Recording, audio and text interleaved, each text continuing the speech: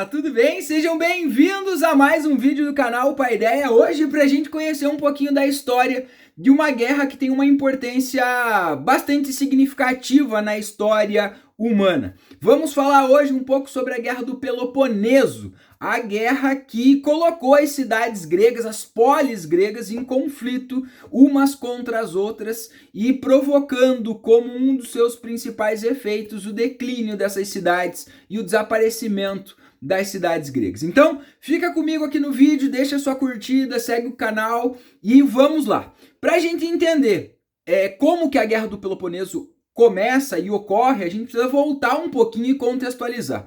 Então a Guerra do Peloponeso é a disputa principal entre as duas principais cidades gregas, de um lado Esparta liderando a Liga do Peloponeso, do outro Atenas tentando manter o controle sobre a Liga de Delos.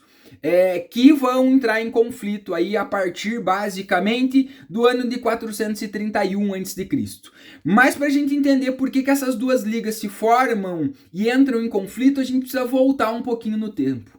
Então a Liga de Delos é formada a partir do início do século V, quando as cidades gregas chegam no seu auge intelectual, cultural, né? A democracia está acontecendo em Atenas, né? As cidades gregas também estão vivendo um grande momento de prosperidade econômica, se expandindo, vivendo um imperialismo econômico também na região aí da Península Balcânica, do Mar Egeu, na Ásia Menor. Então, no século V, essas cidades gregas acabam entrando em rota de colisão com um outro grande império que também vivia o seu auge e sua expansão, principalmente militar, que eram os persas que vinham do Oriente. Então, a partir dali, esse conflito, essa disputa, esses interesses econômicos e políticos acabam colocando esses dois mundos em conflito.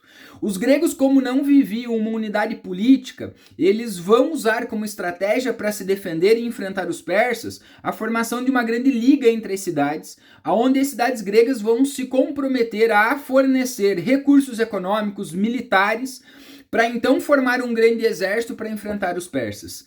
Esta formação desta unidade, então, se dá com a formação da Liga de Delos.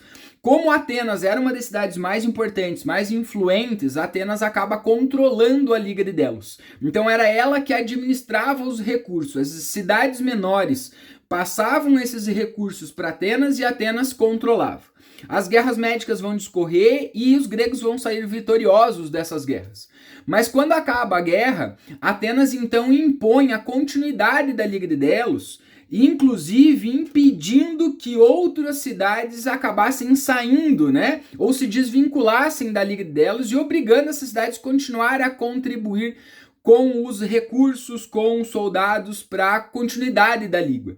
Só que a partir de um determinado momento, Atenas começa a usar esses recursos em benefícios próprios, né? Acaba lucrando com esses recursos vindos das cidades menores. Usa, inclusive, para fazer reformas urbanas em Atenas. E isso vai provocar um descontentamento, né, em muitas cidades que não queriam mais contribuir com a Liga, ou queriam se separar, ou queriam se livrar da influência que Atenas exercia sobre essas cidades. E é aí que, nesse contexto, lideradas principalmente por Esparta, mas com uma participação importante da cidade de Corinto, Megara e Tebas, essas cidades, então, descontentes e contrárias aos interesses políticos e econômicos de Atenas, então acabam se retirando e fazendo uma nova liga. Então, esta liga chamada, então, de Liga do Peloponeso, tá? Para fazer frente e enfrentar Atenas nesse contexto. E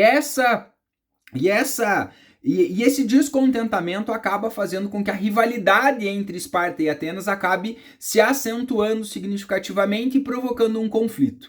Então, em 431, essas cidades, a Esparta então decide atacar Atenas. E aí começa então aquilo que nós chamamos de Guerra do Peloponeso. Até 404, por aproximadamente 27 anos, as cidades então formam duas ligas. As cidades que estavam a favor ou apoiavam Atenas contra as cidades que apoiavam, eram a favor de Esparta ou tinham interesses distintos entre si, acabam entrando em conflito nesse momento. Atenas tinha uma grande força econômica e marítima militar, mas Esparta era extremamente superior quando se falava em campos de batalha. Então, quando essa guerra vai para o campo de batalha, Esparta consegue então isolar os atenienses dentro das muralhas da cidade, destrói seus campos de produção e sitia os atenienses dentro de Atenas.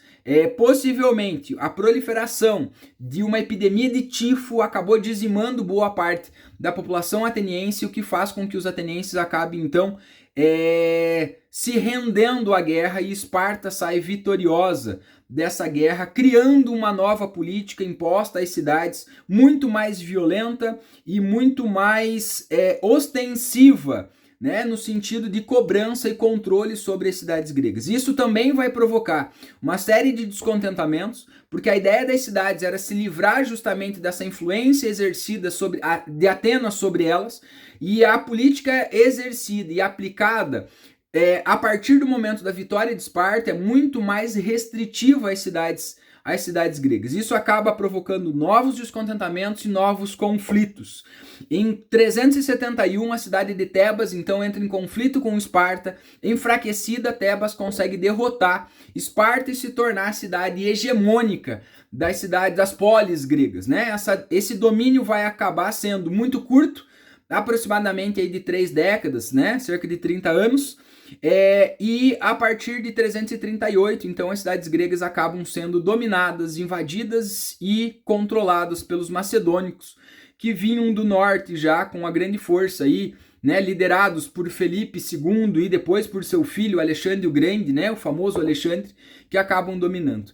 Então, a Guerra do Peloponeso é uma guerra extremamente importante para entender a história grega, principalmente o declínio, porque a partir do momento que essas cidades entram em conflito, elas acabam enfraquecendo e tornando-se mais vulneráveis a ataques externos, né? Porque precisamos lembrar que a Guerra do Peloponeso é as polis contra as polis, são os gregos contra os gregos, né? Então, os recursos econômicos, os recursos militares, a destruição, as mortes acabam fazendo com que as cidades gregas enfraqueçam e tornem-se mais vulneráveis, né? Os macedônicos já tinham um desejo, já vinham tentando investir contra as cidades gregas há muito tempo, mas não haviam tido sucesso nesse processo. Então, a partir do resultado da Guerra do Peloponeso, o Felipe II, rei da Macedônia naquelas circunstâncias, viu o momento ideal justamente para aplicar o seu plano ou atender o seu grande desejo e sonho de dominar as cidades gregas, né? Que começa com o Felipe e basicamente é concluído, né, com o seu filho Alexandre o Grande, que acaba